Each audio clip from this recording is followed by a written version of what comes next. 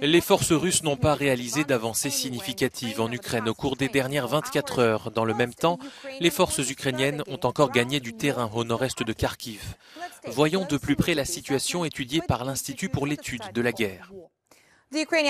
La contre-offensive ukrainienne au nord de la ville de Kharkiv a contraint les troupes russes à un repli défensif et a nécessité des renforcements et un réapprovisionnement destinés à empêcher des nouvelles avancées ukrainiennes vers la frontière russe. Le retrait des forces russes de Kharkiv est une reconnaissance tacite de l'incapacité de la Russie à s'emparer des villes ukrainiennes clés où elle s'attendait à une faible résistance de la population, a déclaré le ministère britannique de la Défense.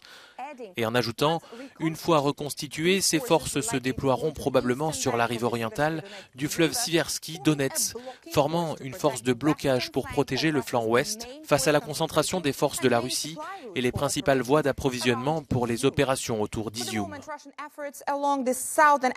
Pour l'instant, les efforts russes le long de l'axe sud et dans les oblasts de Donetsk et de Louhansk restent toujours bloqués et les forces russes n'ont pas réalisé de gains significatifs face aux défenses ukrainiennes.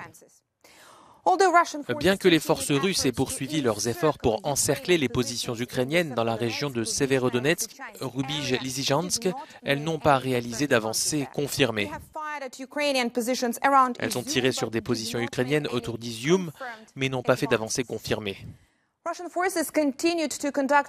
Les forces russes ont continué à mener des attaques terrestres contre les positions ukrainiennes dans l'usine sidérurgique d'Azovstal avec le soutien de frappes aériennes et d'artillerie. L'Ukraine a proposé de libérer des prisonniers de guerre russes en échange de l'évacuation des soldats ukrainiens blessés de l'usine Azovstal, a déclaré la vice-première ministre ukrainienne. Des milliers de civils ont été tués dans la ville de Mariupol, dans le sud-est du pays, et l'ampleur réelle des atrocités présumées n'a pas encore été révélée.